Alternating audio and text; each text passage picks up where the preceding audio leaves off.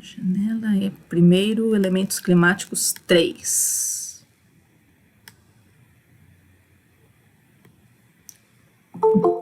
Quem me chama?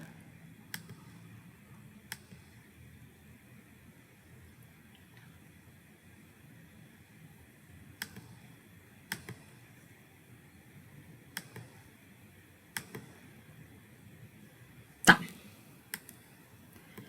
Então, agora a nossa terceira aula de elementos climáticos, a gente vai falar sobre a pressão atmosférica. Tínhamos falado de temperatura primeiro e depois de umidade. Agora a gente fala sobre a pressão. Com esse terceiro elemento, a gente já consegue fechar todos os elementos básicos para a compreensão dos diferentes tipos climáticos do globo. E aí a gente já começa a entender como é que funciona a circulação geral atmosférica. Tá? Vamos, meu fio. Tá. Então, o que a gente chama de pressão atmosférica? Qual que é o conceito de pressão? Pressão é uma força, né? É a força-peso exercida pela atmosfera sobre a superfície. Vocês que foram bons alunos de física na escola, diferentemente de mim, vocês se lembram que existe uma diferença entre massa e peso. Né? A gente lembra que massa é a quantidade de matéria e peso é uma força. Quando a gente fala, eu vou me pesar, vou lá na farmácia me pesar, isso está errado. Né? A gente tem que falar, o correto seria, vou medir minha massa. Tá? Porque a balança ela mede a massa e não o peso. O peso é uma força que tem relação, então, com a massa do corpo e a aceleração da gravidade. É isso que essa conta que a gente utiliza para saber qual é a força-peso. Então, é a massa que você tem, a quantidade de matéria que você tem, multiplicada pela gravidade do astro que está te puxando. Então, tem aquelas histórias, você pesa menos na Lua, você pesa menos em Marte. Sim, a quantidade de matéria que você tem aqui na Lua ou em Marte é a mesma. Mas a força com que esses astros te atraem é menor, porque a gravidade deles é menor. Então, isso é a força-peso. Tem a força que a atmosfera vai exercer sobre a superfície. Tá?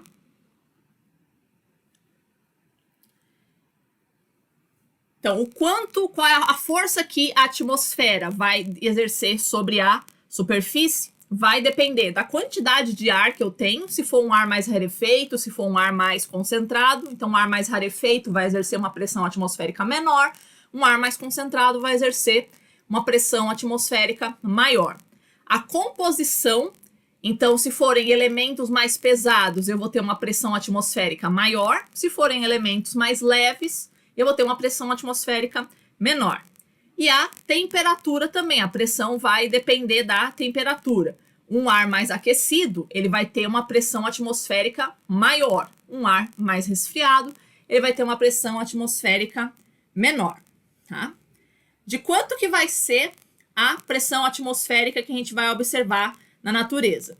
Eu vou ter aproximadamente, para cada centímetro quadrado ao nível do mar, quadradinho de 1 centímetro de lado, eu vou ter aproximadamente 1 quilo de atmosfera, né, 1 quilo de matéria, né, de massa de atmosfera, em cima de cada centímetro quadrado que eu tiver ao nível do mar. Tá?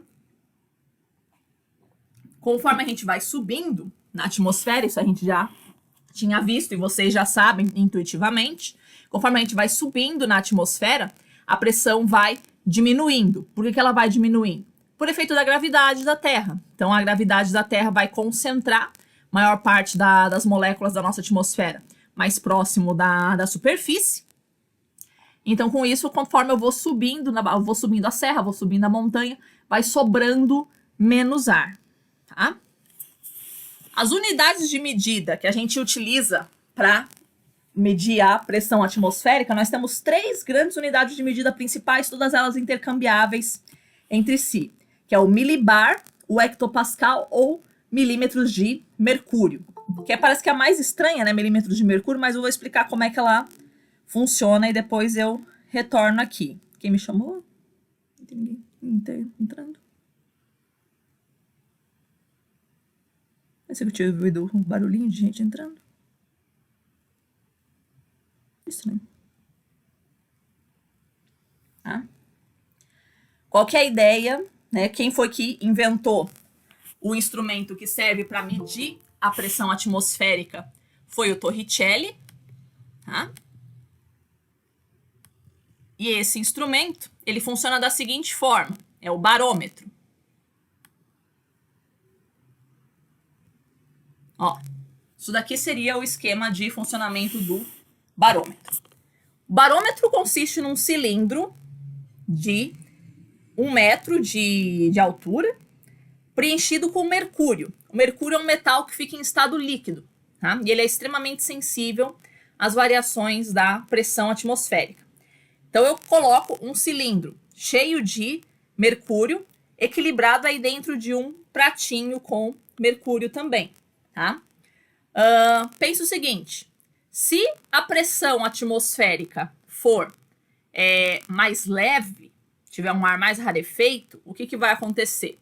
O mercúrio vai descer dessa coluna e vai tender a ficar sobre o pratinho, tá? Até se equilibrar com a pressão atmosférica.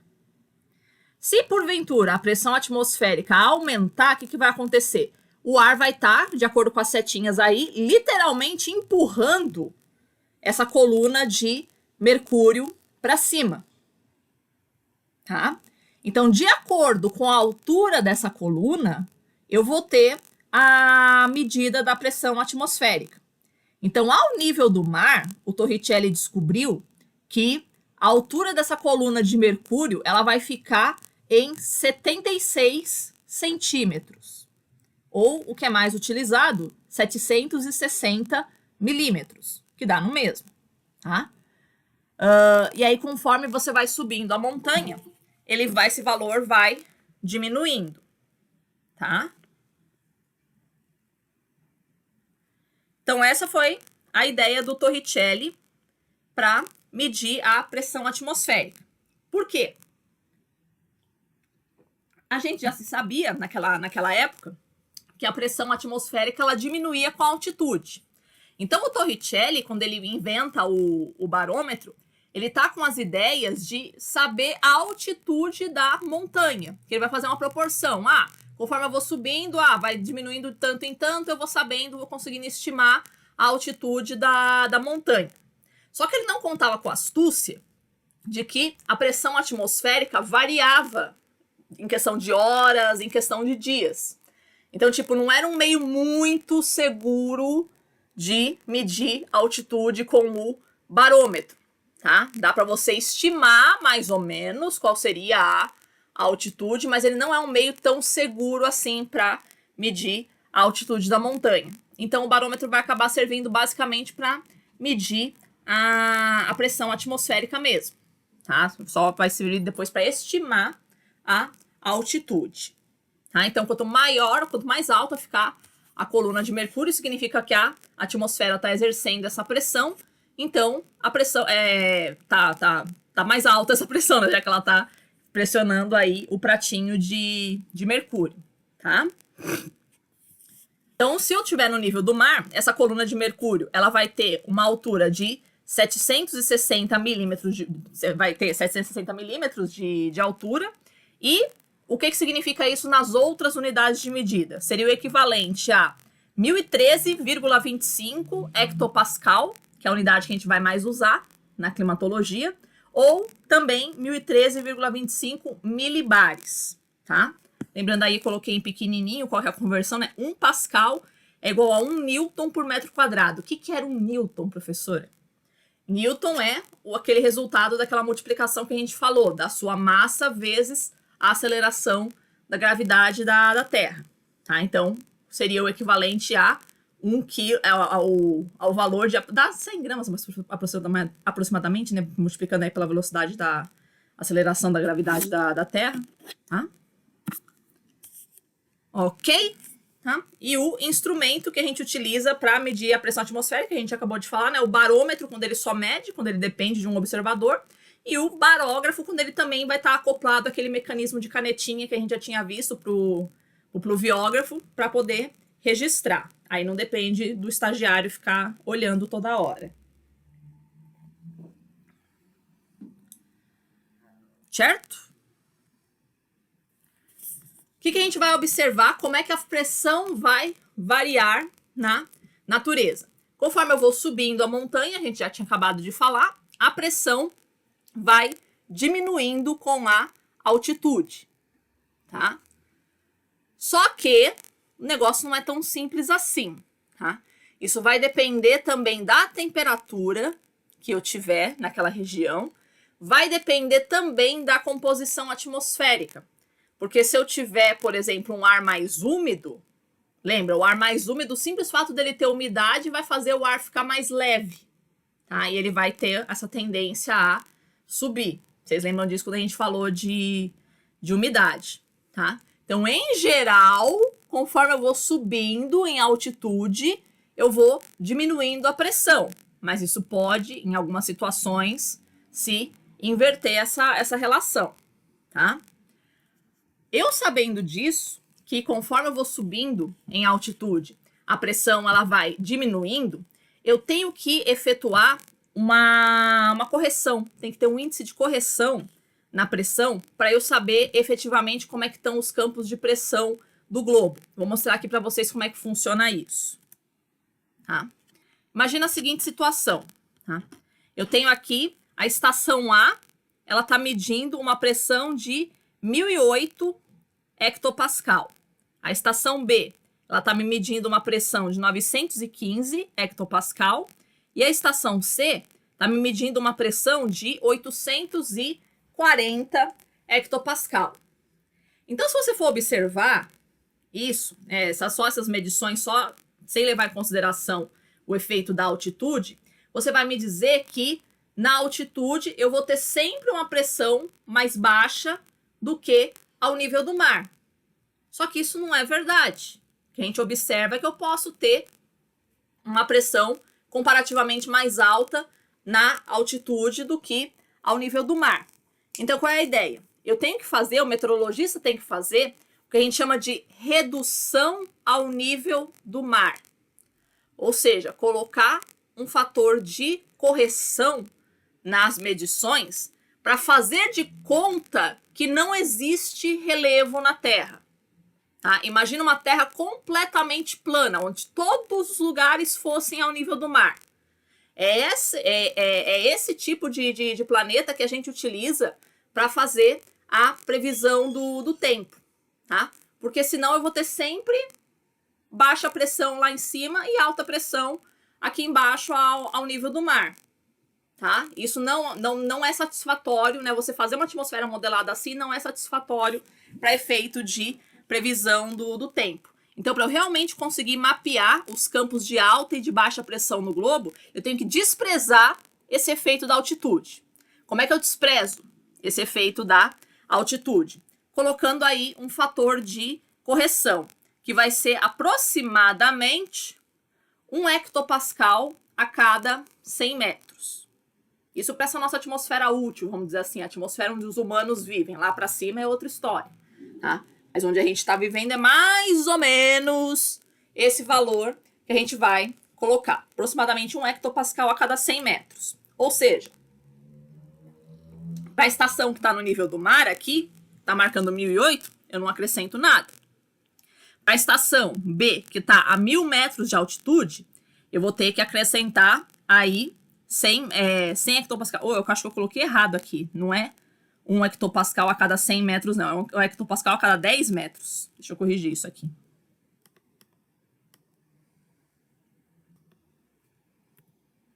Cada 10 metros. Agora ficou certo.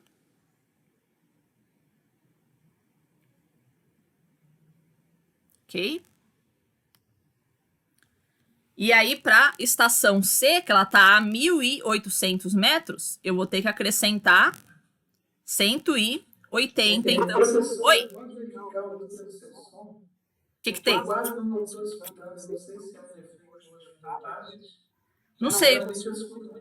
Vê os outros estão me escutando bem também, crianças? Eu tô te escutando bem. Eu tô te escutando bem, Rosângela. Os outros, como estão? Acho que é tu então, Rosângela. Acho que é tu que tá com com o som mais baixinho hoje, não sei por quê. Tá? Eu vou sair e vou entrar de novo. Tá bom, tá bom. Certo? Então, com esse efeito de correção, o que eu vou ter? Que a estação A, na verdade, com a pressão reduzida ao nível do mar, eu vou estar com 1008, né? Porque ela não teve correção nenhuma. Na estação B, eu vou estar com 1015 hectopascal. E na estação C, eu vou estar com 1020 hectopascal. Então, comparativamente, né, a altitude ela vai estar com uma pressão mais alta do que o nível do mar. Tá? Então, o meteorologista sempre tem que fazer esse efeito de correção. Nos dias de hoje, cara, isso é super mais fácil. Tipo, é só o dado da estação meteorológica que já é automatizada, já vai jogando direto o dado no computador, o próprio computador já faz essa conta. Então, a gente nem tem que perder muito tempo com isso. Tá? Antigamente era um negocinho mais complicado. Tá? Bom, como é que vai ser o movimento que o ar vai exercer? Tá? O ar, quando ele se aquece, ele vai se expandir, né, com essa dilatação, ele vai ficar mais leve e ele vai tender a subir. Comparativamente, o ar mais frio, ele está mais adensado, então ele vai tender a descer. Tá? Isso com relação à temperatura. Tínhamos visto que essa mesma regra vale com relação à umidade também. Então, o ar, quando ele está mais úmido, ele também fica mais leve, porque a molécula de água ela tem uma massa menor do que as moléculas de nitrogênio e de oxigênio, que são as majoritárias na nossa atmosfera. Então, o ar úmido ele também vai tender a subir, e o ar comparativamente mais seco, ele vai tender a descer. Lembrando que o ar, quando ele está descendente, né, na hora que ele vai descendendo, ele vai se aquecendo, atingindo, né, camadas da atmosfera aqui mais quentes. Nesse aquecimento, ele vai diminuir a sua umidade relativa. O ponto de orvalho dele vai ser maior. A gente tinha visto isso nas aulas anteriores. Então, o ar, quando ele está descendente, ele desfavorece a formação de nuvens. O ar ascendente, ele vai ficando mais frio ali em cima, ele vai diminuindo a sua capacidade de absorção de água. Então, para a mesma quantidade de água, lá em cima ele vai estar mais úmido, aqui embaixo ele vai estar mais seco. Tá?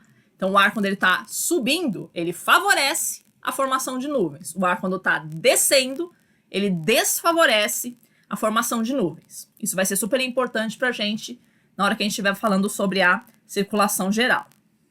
Tá? Ok até aqui? Bom, as diferenças de pressão que eu vou observar na natureza, elas é que serão as responsáveis pela existência do vento. Então, o que vai ser o vento? O vento é uma tentativa de compensar essas diferenças de pressão. Onde o ar está mais concentrado, ele vai tender a ir em direção onde ele está menos concentrado. Tá? A tender a igualar essas diferenças na atmosfera. Então, é isso que nós denominamos vento, esse movimento do ar. Tá? Então, em termos climatológicos, meteorológicos, como é que a gente diz? O vento vai de onde está mais concentrado para onde está menos concentrado. O vento sempre vai soprar da alta pressão para a baixa pressão. Sempre, sempre, sempre, sempre, sempre. Não existe exceção a esse movimento. O vento sempre vai soprar da alta para a baixa pressão. Então, para você saber qual vai ser a direção do vento, basicamente o que você precisa observar é onde está a alta pressão e onde está a baixa pressão, tá? Então, a pressão ela pode ficar alta ou baixa por vários fatores, ou por ganhar ou perder umidade, ou por aumento ou diminuição de temperatura, por chegada de uma massa de ar, tá? Então, para você ver qual vai ser a direção do vento, você precisa saber onde é que está a alta e onde é que está a baixa pressão, tá? Aqui a gente tem um esqueminha, um desenho, mostrando aí o que seria, né, um campo aí de alta ou de baixa pressão. Tá, então, comparativamente aqui, ele tá indo a 875, 850, 825, tá?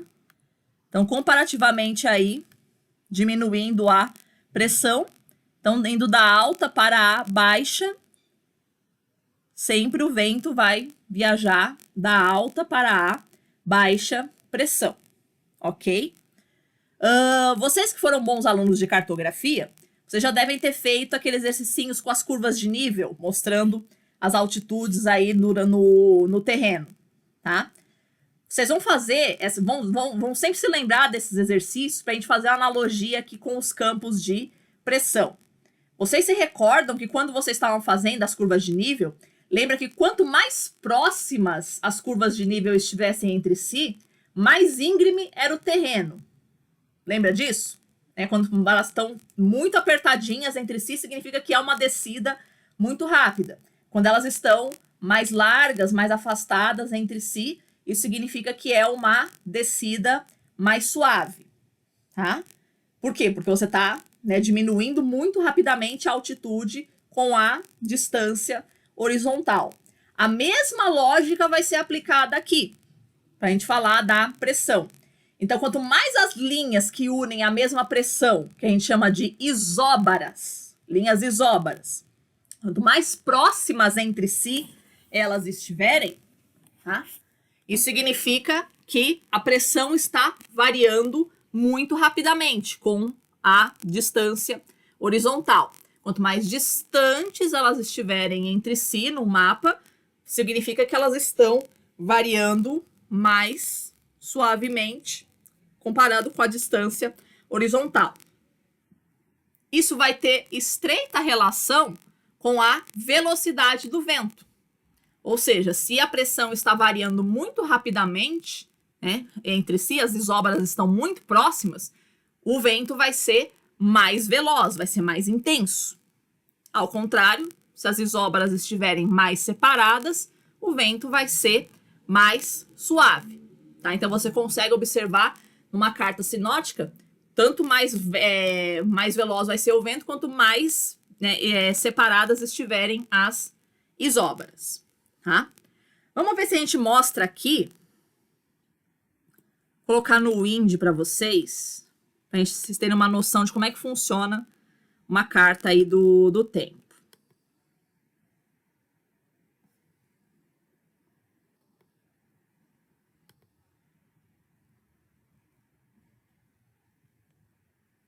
Como é que eu faço para compartilhar aqui a internet?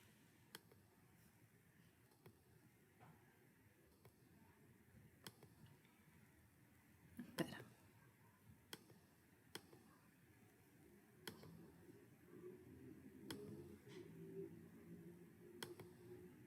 Não, não é a tela que eu quero mostrar.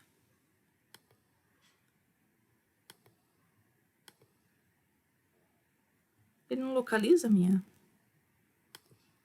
janela. Eu vou sair aqui do Windows e tentar entrar de novo.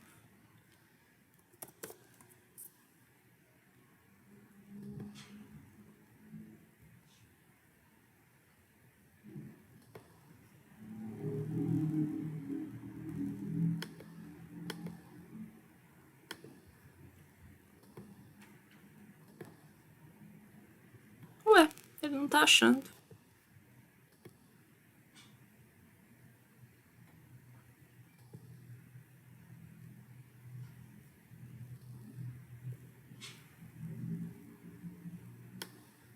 Ele vai compartilhar minha tela só, não sei o que tá acontecendo.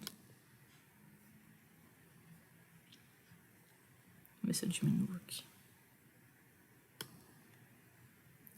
Estão conseguindo ver a tela do Wind, crianças? Sim. Tá. Então, isso daqui é o site que a gente utiliza pra gente fazer as nossas... Oi! Beleza? Tá. Então, isso aqui é o site que a gente vai utilizar para conseguir observar os diferentes campos de pressão aí. Quem tá com o microfone ligado, alguém aí tá me dando eco aqui, crianças. Aí, beleza. Tá. Então, aqui a gente observa, vou ficar voltando nesse site várias vezes aí ao longo da aula, tá? Aqui a gente vai observar, então, as isóbaras, né, as linhas que vão ligar a mesma pressão. E aí ele vai me dar os campos aqui no planeta que estão com altas e baixas pressões. Lembrando que esse site é em inglês, então o H vai ser o high, que é o alta, e o L vai ser o low, que é baixa, tá? E aí essas linhas aqui vão ligar os pontos de mesma pressão. Vamos colocar um pouquinho mais ampliado aqui para o Atlântico, ó. E aí ele vai me mostrando a direção do vento.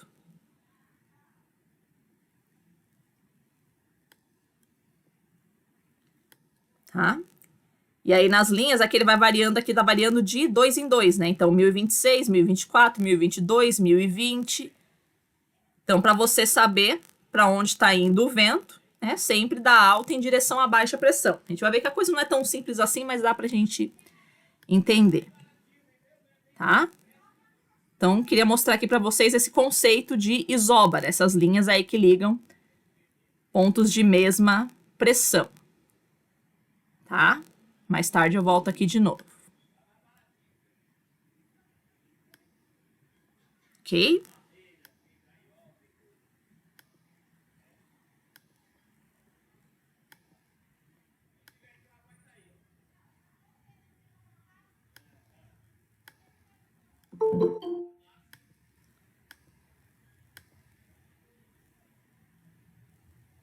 Não é a tela que eu quero apresentar, meu amor.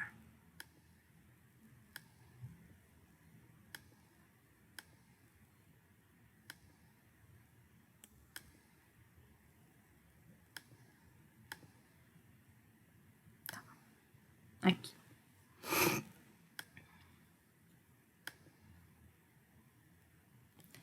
Certo? Outra coisa que a gente tinha que falar também, que o nome do vento é a direção do seu local de origem. Então eu falo vento sul, vento norte. O vento sul é aquele que vem do sul.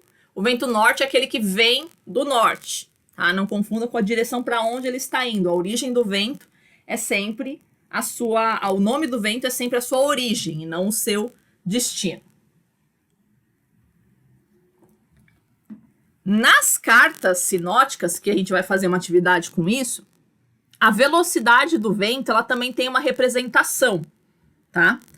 Que, em geral, a gente utiliza a unidade de medida nós, que são uma unidade de medida de velocidade do vento, basicamente específica da marinha, tá? Dá aproximadamente um nó, dá aproximadamente meio metro por segundo, tá? Quase isso, né, para você fazer a conversão.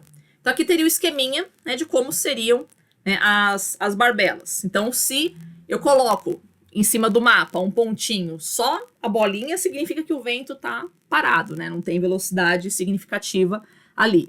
Até 2 nós, a bolinha branca com uma barrinha. 5 nós, a barrinha com um tracinho curtinho. 10 nós, a barrinha com um tracinho longo. E 50 nós, esse triangulinho cheio. Tá? Aí, para você saber a velocidade do vento que está estimada, aí você vai aproximadamente somando essas barbelas. Então, nesse exemplo aqui, eu tenho um tracinho com, né, duas barbelinhas e meia. Então, uma barbelinha é 10, então isso daqui eu teria, então, 25. Né? Duas de 10 mais uma de 5.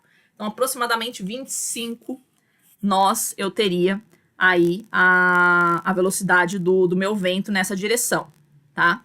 Sempre a bolinha indicando de onde ele está saindo e em direção aonde ele está indo, tá?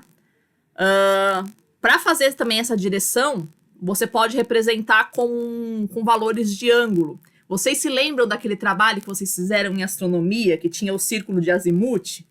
É aquele mesmo círculo que a gente vai utilizar para fazer para saber a direção do vento.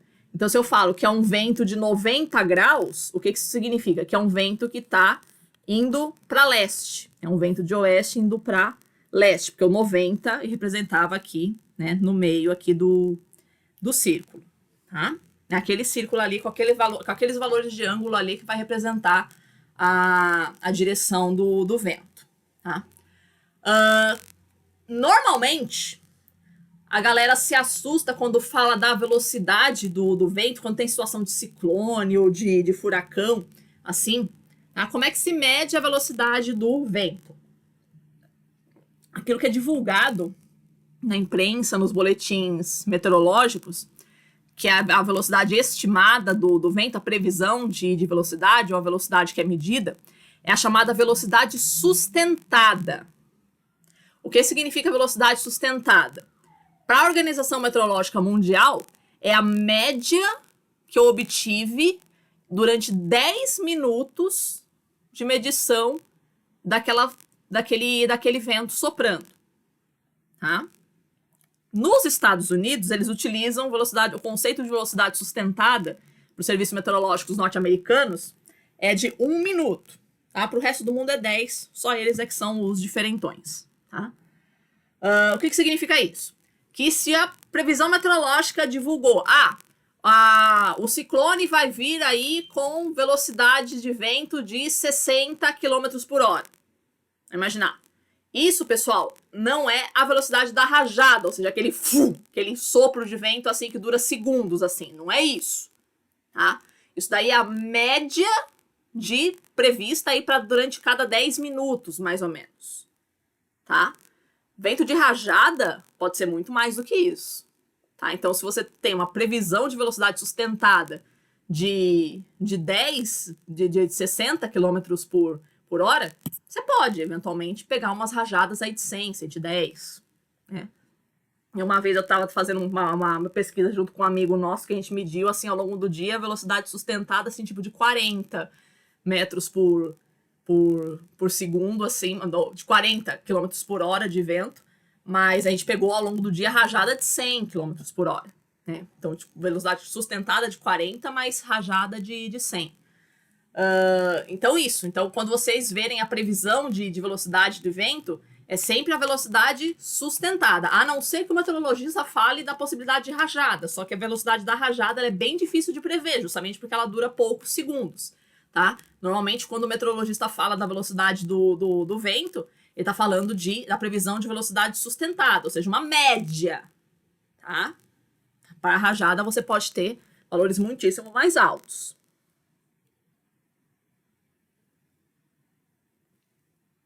Ok? Tá. Agora a gente fala um pouquinho sobre o esquema básico da circulação geral. Isso daqui, crianças, é de fundamental importância para a gente entender toda a sequência sobre circulação geral. Vou pedir que, pelo amor de Deus, vocês não entenderem esse esquema aqui, me encham o saco até entrar na cabeça de vocês, que eu preciso que tudo daqui entre. Tá? Funciona da seguinte forma. Vamos imaginar aí, pega na primeira linha. Eu tenho uma região em que o ar está quente e uma região em que o ar está frio. Você já aprendeu que o ar quente sobe e o ar frio desce, ok? Então eu tenho aqui o ar quente, movimento de ascensão, e o ar frio a gente chama de subsidência. Tá? Só o vocabulário mais técnico para dizer que o ar quente sobe e o ar frio desce. Tá? Então o ar quente sofre ascensão e o ar frio sofre subsidência. Tá? Aí vamos lá para a segunda linha. Tá? Onde o ar quente subiu, o que significa? Se o ar está saindo da superfície, você concorda que vai ficar tipo um vácuo aqui embaixo? Porque está saindo ar daqui, o ar está ficando mais rarefeito aqui embaixo. Então está ficando tipo um vácuo aqui embaixo. Eu vou estar então gerando uma baixa pressão na região onde o ar está subindo, isso em superfície, tá? Eu vou gerar uma baixa pressão onde o ar está subindo e uma alta pressão onde ele está descendo. Lembra do ônibus lotado? Mesma coisa. Então, a baixa pressão é o ônibus que está esvaziando e a alta pressão é o ônibus que está enchendo. Tá todo mundo chegando para ele. Tá? Então, o ar quente que subiu vai deixar uma baixa pressão aqui embaixo e o ar frio que desceu vai gerar uma alta pressão aqui embaixo. Tá? Vamos para a terceira linha agora. Se eu tenho, então, gerado aqui na superfície uma alta e uma baixa pressão, qual vai ser a direção do vento? Sempre da alta para a baixa pressão. Então, vocês estão observando aí as setinhas saindo do centro de alta e chegando no centro de baixa. Perfeito? Beleza. E aí, o que vai acontecer na quarta linha? Tá? Então, eu tenho aqui o ar saindo da alta, indo em direção à baixa. Só que, lá em cima, como é que vai funcionar agora? Onde está marcado aqui divergência e convergência. Se eu tenho o ar, pensa, se eu tenho o ar saindo daqui de baixo e chegando lá em cima, eu estou esvaziando a atmosfera que está aqui embaixo, só que você concorda que eu estou enchendo a atmosfera lá em cima? Tá? Se o ar está saindo daqui de baixo e indo lá para cima, eu estou tirando o ar aqui de baixo e estou jogando lá para cima. Então, aqui embaixo, eu vou estar gerando uma baixa pressão. Só que lá em cima, a pressão vai estar alta. Tá? Eu estou jogando o ar lá para cima. Eu estou enchendo o ônibus lá de cima. Ok? Então, quando eu tiver um centro de baixa pressão em superfície, em altitude, eu vou ter uma alta pressão. Ok? Vamos para o outro lado. Onde eu tenho uma alta... Oi? Tá, mas se o vento de baixa pressão, mas se a alta pressão, no caso o vento frio, o ar frio desceu, gerou uma alta pressão, o ar de baixa pressão subiu. Aí gerou uma alta de baixa pressão mesmo sendo o vento frio? Sim. Não é que gerou, é o vento frio, né, a região de alta pressão que vai ir em direção à região de baixa, para poder compensar essa diferença. Sim? Não?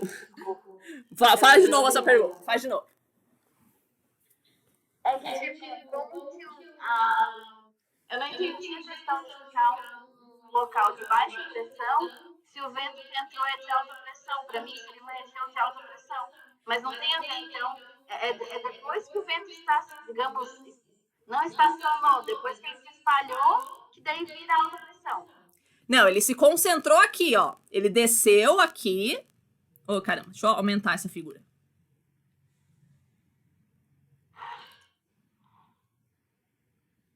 Ó. Ele tá concentrado aqui, ó. Ele se concentrou formando aqui uma alta pressão e ele vai ir em direção à baixa. Tá? Esse fluxo não para. Tá indo em direção à baixa. Aqui. Essa baixa aqui, se tá faltando ar aqui em cima, ele tá subindo, ó. Isso aqui significa simplesmente que o ar está subindo. Tá? Se ele tá subindo, ele vai gerar uma alta pressão aqui em cima. Tá? Que a gente chama de divergência em altos níveis. Tá? Vamos olhar o outro lado agora. Aqui, se eu tenho uma alta pressão aqui embaixo, significa que o ar está saindo de lá de cima. Ele está descendo, está se concentrando aqui embaixo. Então, se ele está descendo, está formando um vácuo na atmosfera lá em cima. Então, lá em cima, eu vou ter uma baixa pressão que está sustentando essa alta aqui embaixo. Ok? Tá. Tranquilo? Tá. Então, o vento, a direção do vento vai ser sempre a da alta para baixo. Então, aqui em superfície, eu tenho a alta do lado direito e a baixa do lado esquerdo. Então, o vento vai soprar da direita para a esquerda. Só que lá em cima vai ser o contrário. Porque lá em cima, a alta pressão está do lado esquerdo e a baixa pressão está do lado direito. Então, o vento vai soprar em altitude no sentido oposto. Tá? Mas continua sendo da alta para baixa. Sempre vai ser da alta para baixa pressão. Tá? O que vai variar é onde está a alta e onde está a baixa. É isso que o meteorologista tem que observar. É por isso que, quando a gente vai viajar de avião, por exemplo, você pode ter Um dia que o vento tá super calmo aqui embaixo e tá pegando fogo ali em cima. Tipo, os ventos que estão lá em cima não é a mesma direção dos que estão aqui embaixo, né? É completamente diferente. Os sentidos são completamente opostos, tá? Professor, Oi, diga. então, no lado B dessa apresentação da convergência, onde aparece convergência em cima, o vento estaria soprando de baixo para cima? Não, ele tá lá em cima, né? Soprando na horizontal. Tá indo da alta para baixo, do mesmo jeito que tá aqui. Ele vai da alta para baixo, soprando na horizontal aqui embaixo. Mesma coisa lá em cima. Ele tá indo da alta para baixo, soprando na horizontal. Eu achei que o vento tenta soprar de baixo para cima, porque a pressão está mais baixa, mais próximo ao solo e tá menos e não está tão alta na atmosfera. Achei que o vento estaria vindo de baixo para cima. Sim, ele sopra. Ele tem esse movimento vertical também. Tá? Então é isso que eu preciso que vocês entendam. Ó, vê se vocês conseguiram enxergar isso daqui, ó. Se eu tenho um campo de baixa pressão e o campo de alta em superfície, vocês estão conseguindo observar essa circulação aqui, ó? Tá dando para observar, ó? Que tá indo da alta para baixa, depois ele sobe, né? Depois ele vai da alta para baixa de novo, só que lá em cima, e depois ele desce. Ele vai formando esse círculo. Sim. Todo mundo conseguiu enxergar? Beleza? Tá? Esse é o esquema básico da circulação geral atmosférica. Então, eu tenho que saber onde estão os campos de alta e de baixa pressão no planeta. Então, onde está alta? O vento vai da alta para baixa. E na baixa pressão, nas regiões de baixa pressão no planeta, o ar vai subir e vai se espalhar lá em cima. Ó, ele vai subir, vai se espalhar lá em cima, ele vai divergir em direção a um centro que lá em cima é baixo. Só que aqui embaixo é alto. E aí ele vai tender a descer, tá? Sempre fazendo esse círculo aqui. Tá? Professora, eu tinha uma dúvida. Diga. Essa baixa pressão e a alta, ela dá para relacionar com o ar quente, ar frio? Sim, mas não é exclusivo. Então, o que produz a alta pressão, né, esse ar descendente, vai ser um ar frio que está vindo lá de cima. Só que conforme ele vai descendo, ele vai se aquecendo. Sim. Né? Então, tipo, o que produz, ele é um ar frio de origem porque ele está vindo lá de cima, mas ele vai se aquecendo conforme ele vai descendo. Mesma coisa esse ar de baixa pressão aqui. Ele tá baixa pressão porque ele se aqueceu aqui em cima, ele ficou aqui embaixo, quer dizer. Ele se aqueceu, ficou mais leve e ele vai subir. Só que conforme ele vai subindo, ele vai esfriando. Tá? Então, a origem sim, mas o produto depois ele vai sendo modificado. Certo? Todo mundo conseguiu enxergar esse movimento, crianças? Deu para enxergar? Tá? Que a gente vai utilizar isso quando a gente for falando de circulação geral atmosférica. Deixa eu recolocar aqui a figura na posição original, que ó, aumentei aqui o tamanho. Ô, droga.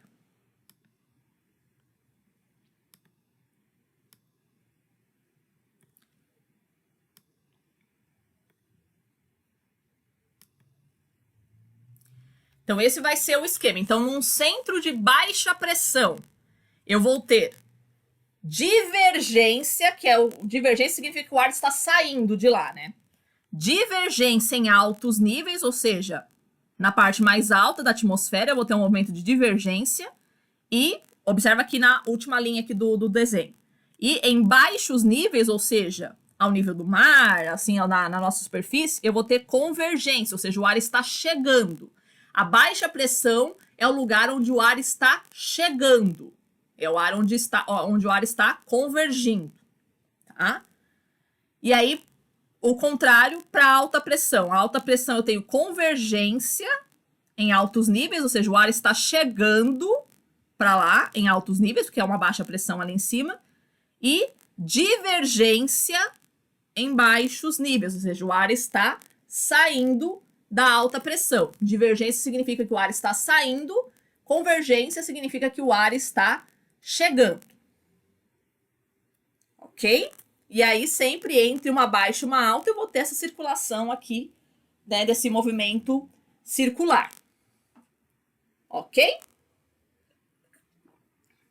Se fosse só isso, o negócio estava simples. Só que tem um pequeno problema. O problema é que a Terra gira. Tá? E a Terra girando, ela vai colocar mais uma componente de movimento para a direção do vento. Por quê? Observem aqui esse desenho que eu fiz aqui, ó. Não esse bonitão aqui da Terra, é esse daqui que eu fiz no pente aqui, ó. Ó que bonitinho. As setinhas coloridinhas. Tá? Então imagina aqui a Terra. A Terra é a linha do Equador aqui representada. Letra A para as altas pressões, letra B para baixa pressão. Então vamos imaginar aqui que eu tenho alta pressão, tanto no hemisfério norte quanto no hemisfério sul. Eu tenho uma alta pressão ali nas latitudes médias e eu tenho baixa pressão ali próximo do Equador. Vamos supor isso. Tá? O vento vai soprar da alta para a baixa pressão. Então, a direção original do vento, se fosse só isso, se o vento dependesse só do gradiente de pressão, seria sempre do ponto A para o ponto B, ok? Então, seria a setinha azul, estaria representando a direção do vento no que dependesse só da pressão. Só que a Terra gira. Tá? A Terra gira de oeste para leste. Então, os fluidos geofísicos do planeta, que são os oceanos e a atmosfera, eles vão ter um giro de leste para oeste, por inércia. Então, mesma coisa ali do ônibus quando freia. O ônibus quando freia, você continua indo para frente. Ou seja, o frear do ônibus significa que ele está indo para trás e você continua indo para frente. Você que está solto vai fazer o movimento no sentido oposto.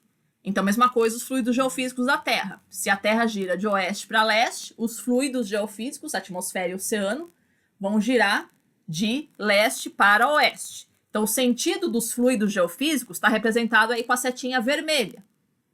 Tá? Ok, então eu tenho um vetor indicando a direção do vento, que seria o azul, e o vetor vermelho indicando o sentido aí do movimento da atmosfera, tá? Que é imposto pela rotação da Terra. Então, aí eu vou ter uma resultante desse vento, que vai ser as setinhas indicadas em verde. Tá? Então, o vento ele vai sair de uma latitude média em direção ao Equador, no caso desse nosso exemplo aqui, se a alta pressão está na latitude média e a baixa pressão está no Equador, o vento não vai sair em linha reta, tá? Da alta para baixa. Ele vai fazer esse movimento aqui, no nosso exemplo aqui bem simplificado, em 45 graus. Quer dizer, é reto, mas não vai ser em perpendicular. Ele vai fazer esse ângulo aí de 45 graus, tá? Só que tem um pequeno problema. A Terra continua girando, tá? Então, essa resultante, eu vou ter que calcular de novo, né? Essa resultante do vento, considerando esse efeito da rotação da Terra. Então, vai ter uma nova resultante. Só que tem um pequeno problema. A Terra continua girando. Então, eu vou ter uma nova resultante da resultante da resultante para esse vento. Só que a Terra continua girando.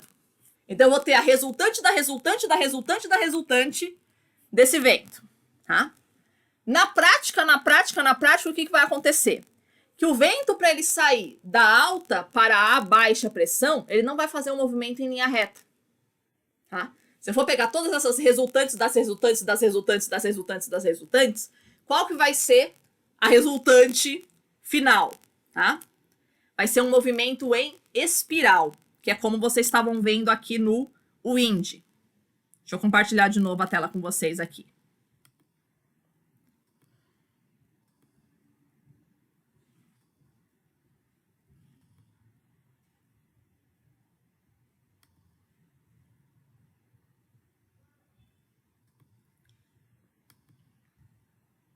Aqui, ó.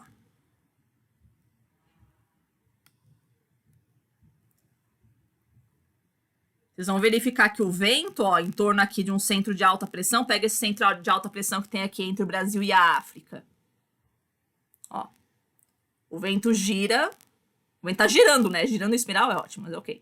Né? O vento tá indo em movimento espiral, em torno do centro de alta pressão. Percebam que ele tá saindo, ó. O centro de alta pressão é uma região onde o ar está saindo. Então, ele está saindo, mas ele não está saindo numa linha reta assim. Tá? Ele está fazendo esse movimento em espiral. Ele está circulando em torno do centro de alta pressão. Tá? O sentido disso vai variar pelos hemisférios, mas a ideia é a mesma. Tá? Pode reparar que todo lugar aqui, ó, aqui próximo da Islândia, aqui, ó, o vento está sempre girando, girando. Vamos aqui pro Pacífico. Ó, mais um centro de alta pressão aqui. O vento está sempre girando em torno aí dos centros de alta pressão. Tá? Aqui perto da península do Kamchatka, que eu nunca sei falar esse nome aqui dessa península. Tá? Então, o vento sai aqui, ó, da alta pressão, aqui no Pacífico, ó. Saindo da alta pressão e girando para chegar no centro de baixa pressão, onde está com esse L aqui na península do Kamchatka, aqui perto do Japão. Tá? Então, ele vai sair do centro de alta pressão, fazendo uma espiral crescente e vai caminhar em direção ao centro de baixa pressão, fazendo uma espiral decrescente.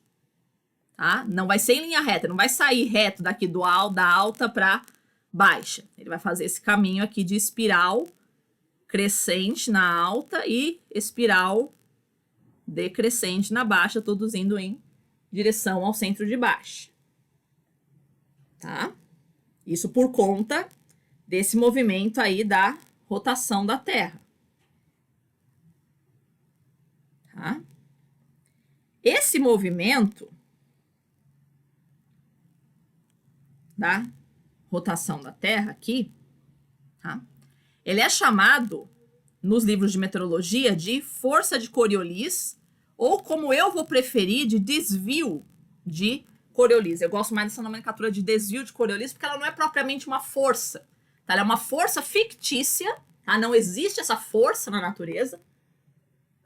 Ela é uma força fictícia que o meteorologista coloca no modelo de computador para simular o efeito da rotação da Terra. Porque no modelo de computador a Terra aparece como plana. Tá? Então, para simular o efeito de um planeta que é curvo e está em rotação, a gente introduz essa componente de movimento aí chamada força de Coriolis. Mas ela não é propriamente uma força, né? Ela é uma ficção, ela é uma mutreta matemática para poder simular esse efeito da rotação da Terra.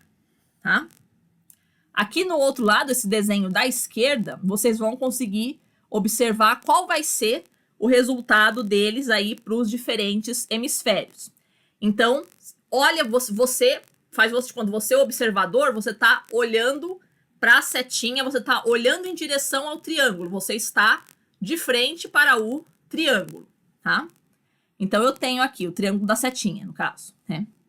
Então, esse efeito, você vai observar, ele vai fazer o vento ir desviando sempre para a direita, se você estiver no hemisfério norte, sempre para a esquerda, se você estiver no hemisfério sul. Tá? E esse efeito é tanto mais forte quanto mais distante você estiver do Equador.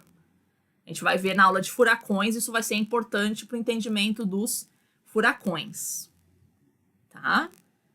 Então, se eu estou no hemisfério norte, o desvio de Coriolis vai pegar todo o meu vento, vai jogando sempre para a direita, no hemisfério sul, sempre para a esquerda. Aqui no nosso desenho que eu fiz aqui do lado esquerdo, mesma coisa, eu estou no hemisfério norte aqui, o vento indo da alta para baixa. Então, você observando, você de frente para a setinha, você tem que virar o computador assim de cabeça para baixo. Você vai ver que o vento resultante ele vai estar para o seu lado direito. No hemisfério sul está mais fácil de você enxergar. O vento está indo da alta para baixa, mas o vento resultante, né, ele vai estar sendo desviado aí pro lado esquerdo, tá? Então, isso aqui é o chamado desvio de Coriolis, tá? Para fazer essa simulação aí da rotação da Terra. Parênteses.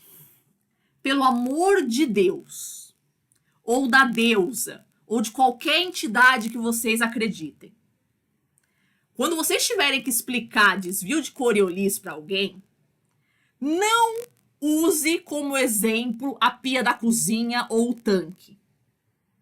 Ah, porque a pia da cozinha ela gira no sentido anti-horário no hemisfério sul e horário no hemisfério norte. Não faz isso, pelo amor de Deus ou da deusa. Tá? Por quê? Porque pra gente notar esse efeito do desvio de Coriolis, gente, isso é só em grande escala. Tá? O sentido que vai girar a água na sua pia ou no seu tanque tem muito mais a ver com a habilidade do pedreiro que instalou aquilo do que com a rotação da Terra. Tá? Aquilo não é um testemunho da rotação da Terra. Tá? Ficar esperto com isso, por quê? Porque você vai, de repente, discutir com um terraplanista, alguma coisa assim, que vai falar que a Terra não gira e esse papo todo, aí você vai falar, lógico que gira, é uma prova de que a Terra gira, é o negócio que a gente observa ali no tanque. Se for um terraplanista um pouco mais esperto, ele vai conseguir te devolver essa ideia, falando, não, esse negócio do tanque aí não tem nada a ver com desvio de Coriolis. E não tem nada a ver mesmo. Você vai ter que dar razão pro terraplanista, olha a vergonha que você vai passar. Tá? Então, o desvio de Coriolis, ele só é observado em grande escala. Só que eu estou falando de oceanos inteiros é que vão ter esse sentido de giro. De grandes setores da atmosfera é que eu vou conseguir observar esse sentido de giro. Tá? A água que está na sua pia, no seu tanque, cara, é uma massa de água muito pequena para que o efeito da rotação da Terra seja relevante para o entendimento do sentido de circulação ali na hora que você abre o buraquinho ali do tanque. Tá? Não tem nada a ver. Cada tanque vai girar de um jeito. Não tem essa, porque o tanque está no hemisfério sul, ele vai girar no sentido anti-horário. Pode pegar os tanques, as pias da sua cozinha, da sua casa, que você vai ver que cada um vai girar de um jeito. Tá? Não tem essa regra. Não passe vergonha com terraplanista, que isso é o cúmulo do absurdo, assim.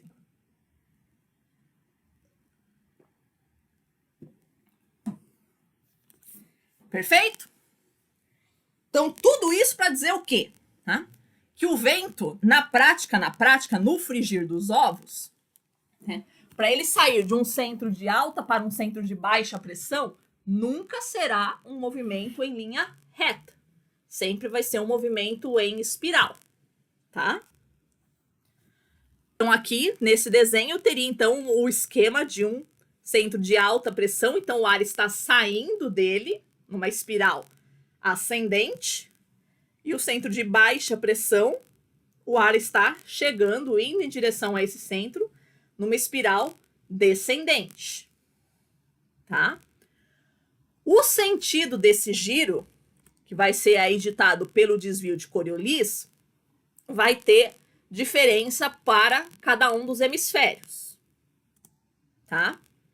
Então, se você estiver no hemisfério norte, os centros de alta pressão vão girar no sentido horário. Se você estiver no hemisfério sul, o centro de alta pressão vai girar no sentido anti-horário. A gente vai ver isso no wind depois, tá? E aí, o contrário. Se você está no hemisfério norte, os centros de baixa pressão vão girar no sentido anti-horário.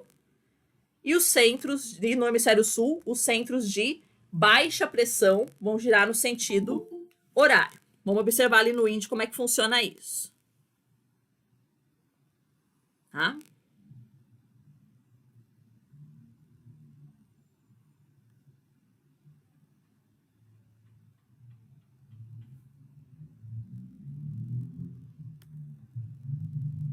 Vou pegar aqui.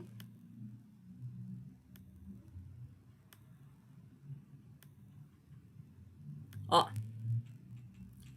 Aqui, ó, estamos no hemisfério norte aqui no caso. Tá? Então, a alta pressão aqui, vocês observam, ela tá girando no sentido horário, ó. E aí, a baixa pressão aqui do lado no sentido anti-horário. Tá? Isso a gente está no hemisfério norte. Vamos para o hemisfério sul.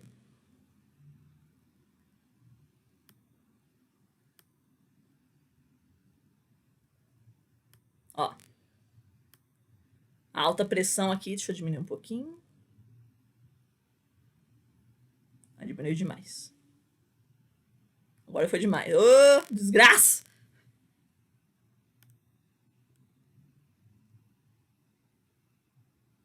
Aqui. Tá? A alta pressão, então, girando no sentido anti-horário. Tá? Vamos ver se tem alguma baixa aqui interessante. Aqui tem uma baixinha aqui, ó. Bem pequenininha. Então, a baixa pressão aqui, girando no sentido horário. Ou anti-horário isso daqui, tá? Já tá no hemisfério norte isso daqui. Cruzei o Equador, nem percebi. Ver se eu acho uma... Ah, tem uma baixa aqui perto da Antártida. Tem várias. Ó. Aqui a baixa pressão aqui, girando no sentido horário. Tá? A hora que você não tiver nada mais útil para fazer, fica bisoiando assim o wind, procurando aí os campos de alta e de baixa pressão, que você vai se surpreender bastante. Tá? Como é que você faz para decorar isso daí? Para você não se confundir quando que é horário, quando que é anti-horário. Tá? Falar como é que eu fiz para decorar. Então, vai da seguinte forma. Você está no hemisfério sul. Tá? Então, o que te importa é o sul. No hemisfério sul, a alta pressão, que também é chamada de anticiclone, gira no sentido anti-horário. É tudo com A. Tá? A alta pressão, anticiclone, anti-horário. No hemisfério sul, que é o seu. Tá? Para você saber os outros, é só você fazer no contrário.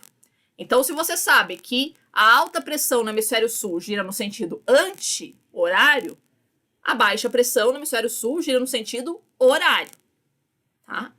E aí, para o hemisfério norte, se você sabe que no hemisfério sul a alta pressão gira no sentido anti-horário, então a alta do hemisfério norte gira no sentido horário, que é o contrário. Tá? E aí, consequentemente, a baixa do hemisfério norte, que é o contrário da alta, vai girar no sentido anti-horário. Tá? Isso vai ser super importante para a gente ver qual que vai ser a direção do vento, tá? Onde que ele vai chegar. Voltando ali para o wind, vamos ver como é que vai estar a previsão aí para Florianópolis.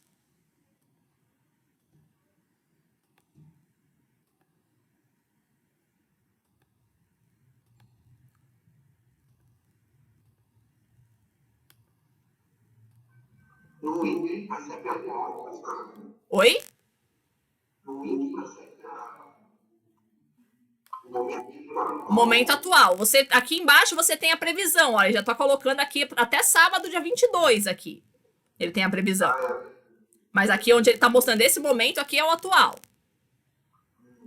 Tá? Então aqui, ó, no caso para Floripa, o que nós estamos observando aqui? Tá com o vento norte.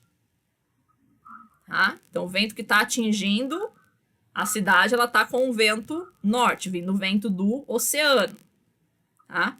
Quando você tem aquela chuvinha constante, que a gente chama de lestada, o que é? O vento vindo de leste, tá? Vindo ali do interiorzão do oceano. Quando você vê chegada de frente fria, você vai ver o vento soprando de sul, tá? Então, aí você consegue saber se você tá com probabilidade de chuva ou não. Se, por exemplo, se você tiver sob a ação de um vento de oeste, no caso para Florianópolis, como no oeste está o continente, então vai ser um vento mais seco. Se é um vento que vem de leste, vai estar vindo do oceano, então um vento mais úmido. Então isso vai ser o primórdio aí para você estimar a probabilidade de chuva. Tá? Professora? Oi. Aquela lá quando você passa em direção ao mar, tem no mar tem umas fendas do É a frente fria. Essa fenda é a frente fria. É? É. Vai ter lá. Tá longa, essa tá enorme, tá quase chegando na África aqui, ó. Essa fenda aí é a frente fria. Sempre que você vê essa fenda, assim, ela é a frente fria. A gente vai ver isso nas próximas aulas. Tá? É uma descontinuidade. A frente nada mais é do que o encontro de duas massas de ar. Tá? Então, sempre no encontro de duas massas de ar, você tem essa descontinuidade aí. Tá?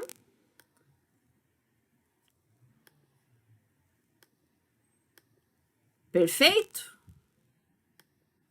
Então, é isso que vocês têm que saber sobre a direção do vento. Ela vai fazer esse movimento aí em espiral. Tá?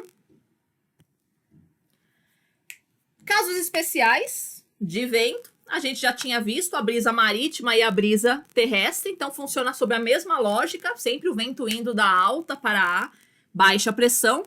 Então, durante o dia, a Terra se aquece mais rápido do que a água, então eu tenho uma baixa pressão, né, ela se aquecendo mais rápido, então esse ar vai ficar mais leve, ele vai subir. Então eu vou ter uma baixa pressão sobre o continente e a pressão comparativamente mais alta vai estar sobre o oceano. Tá? Então o vento vai soprar do oceano em direção à Terra, que é chamada brisa marítima. Aí o contrário, à noite, tá?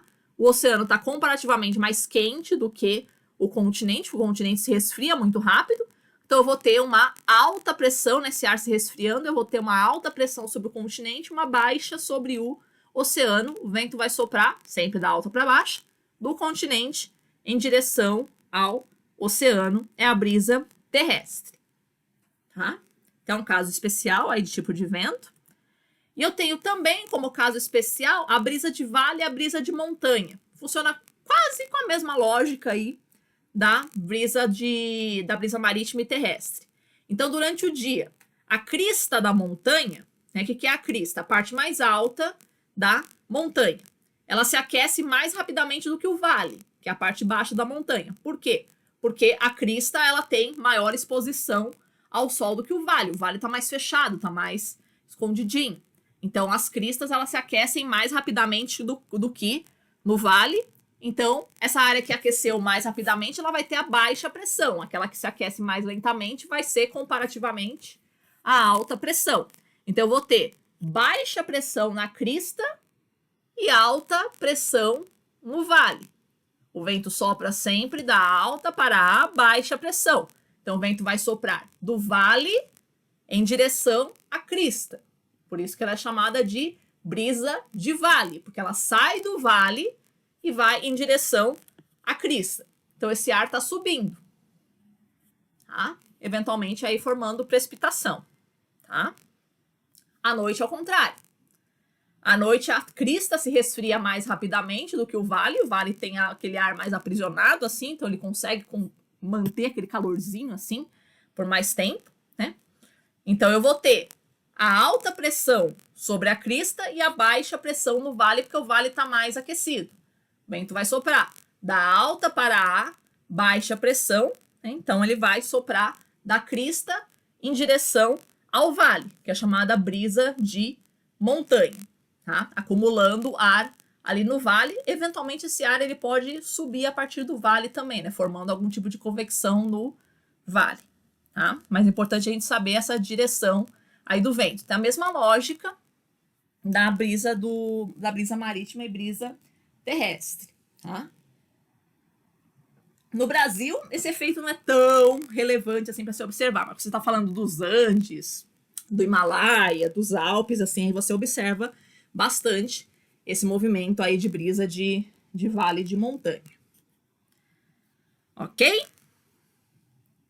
Então, essa parte da aula era isso, tá? Essa parte sobre a pressão. Então, agora a gente vai ver sobre o esquema da circulação geral.